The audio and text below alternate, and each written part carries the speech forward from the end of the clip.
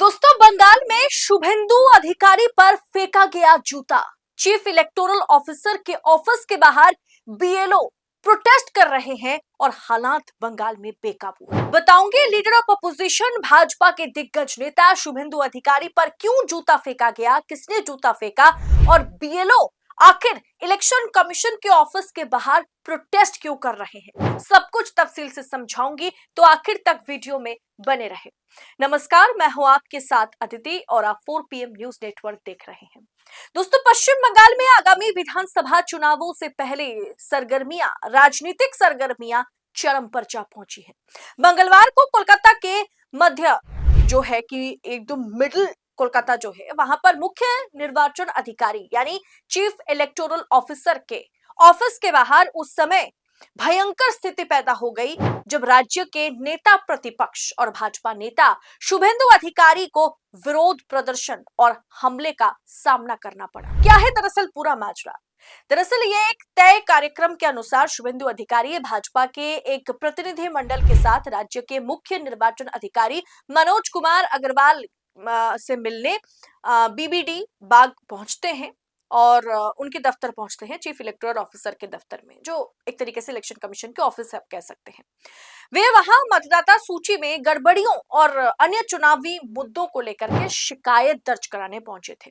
जैसे ही शुभेंदु अधिकारी अपनी गाड़ी से उतरे, वहां पहले से मौजूद अधिकार रक्षा समिति जो है यानी बूथ स्तर के जो अधिकारी है यानी बीएलओ जो है, बीएलओ का एक संगठन मौजूद था, बूथ लेवल ऑफिसर्स का एक संगठन मौजूद था और उन लोगों ने, उनके कार्यकर्ताओं ने विरोध प्रदर्शन करना शुरू कर दिया।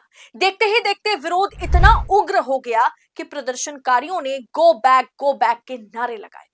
दरअसल चश्मदीदों के मुताबिक इसी हंगामे के बीच भीड़ की ओर से शुभेंदु अधिकारी को निशाना बनाकर जूता भी फेंका गया। लीडर ऑफ अपोजिशन पश्चिम बंगाल में शुभेंदु अधिकारी को निशाना बनाया गया और उन पर जूते फेंके गए। दरअसल मैं इस चीज का बिल्कुल भी सपोर्ट नहीं करती हूँ। किसी तरीके की वायलेंस किसी भी प्रॉब्लम, किसी भी समस्या का समाधान नहीं हो सकता, लेकिन पब्लिक इतना ज्यादा गुस्से में है और पब्लिक से भी ज्यादा इस पूरे प्रोसेस में काम कर रहे जो बीएलओज है, जो बूथ लेवल ऑफिसर्स हैं, वो परेशान नजर आ रहे हैं। दोस्तों, आज लोकतंत्र का चौथा स्तंभ जहां सत्ता के आगे नतमस्तक है, वहीं पर 4 PM बेबाक और बेखौफ पत्रकारिता को जिंदा रखने की पूरी कोशिश में जुटा हुआ है। हम पर मुकदमों से लेकर के चैनल बंद करने का भी दबाव बनाया जा रहा है, लेकिन हम हारेंगे नहीं। 4 PM पूछेगा सवाल सत्ता से। बस इस मुश्किल दौर में हमें आपकी सपोर्ट की जरूरत है। 4 PM को ज्यादा से ज्यादा ज्वाइन करें। ज्वाइन बटन को क्लिक करके आप हमें आर्थिक तौर पर 4 PM को, स्वतंत्र पत्रकारिता को मजबूत कर सकते हैं। उम्मीद है कि आपके सपोर्ट से ये जंग भी हम जीत जाएंगे। दरअसल राजभवन और विधानसभा के पास स्थित ये जो एरिया है, ये अति संवेदनशील इलाका है। पुलिस की भारी मौजूदगी हमेशा यहाँ पर रहती है, उसके बावजूद भी चीजें अनियंत्रित हो गई। प्रदर्शनकारियों ने बैरिकेड तोड़ने की कोशिश की, पुलिस को स्थिति संभालने के लिए कड़ी मशक्कत करनी पड़ी और बाद में अतिरिक्त बल बुला करके भीड़ को तितर-बितर किया गया। प्रदर्शन कर रहे बीएलओ कर्मियों का आरोप क्या है, ये भी जान लेना जरूरी है। और शुभेंदु अधिकारी चुनाव आयोग को गुमराह कर रहे हैं, यही इनका आरोप है। उनका कहना है कि एक तो हम इतना मेहनत कर रहे हैं, इतनी मेहनत करनी हमें पड़ रही है, कितने लोगों ने जान गंवाई, कितने लोगों ने आत्महत्या कर ली, और ये leader of opposition Bharatiya Janata party एक के बाद एक मुद्दे को लेकर के हमें परेशान कर रहे हैं, चुनाव आयोग को गुमराह कर रहे हैं। दोस्तों, उनका कहना है कि मतलब जो बीएलओ अधिकारी हैं, उनका कहना है कि ये लीडर ऑफ अपोजिशन शुभेंदु अधिकारी द्वारा दी गई गलत जानकारी के कारण बूथ स्तर के कार्यकर्ताओं को बेवजह परेशानी और प्रताड़ना का सामना करना पड़ रहा है। इसी के विरोध में उन्होंने नेता प्रतिपक्ष का रास्ता रोका।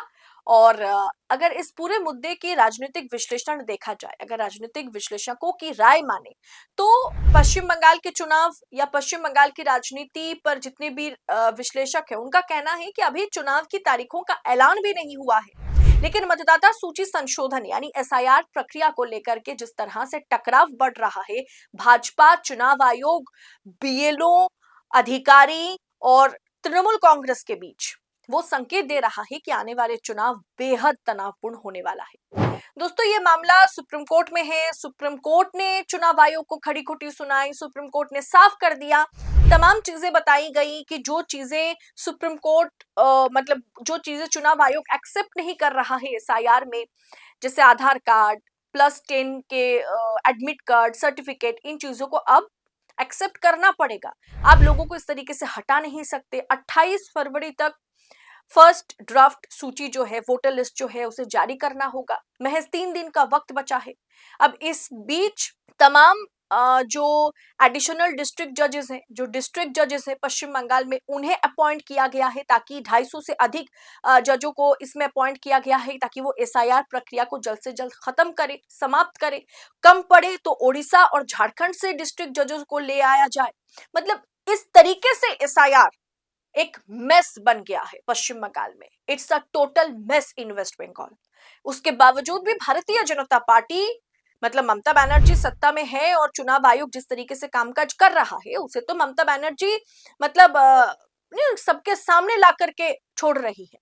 लेकिन अब भारतीय जनता पार्टी बीएलओ पर और प्रेशर बनाने का काम कर रही है, और इसी के चलते भाजपा के दिग्गज लीडर और लीडर ऑफ अपोजिशन शुभेंदु अधिकारी पर पब्लिक, और खास करके पब्लिक नहीं कहूंगी, जो बीएलओ अधिकारी हैं वो गुस्से में आग बबूला हो गए, प्रोटेस्ट करने लगे, और सीईओ यानी चीफ इलेक्टोरल ऑफिसर के ऑफिस के बाहर जब शुभेंदु अधिकारी पहुंचे तो उन पर जूते फेंके गए।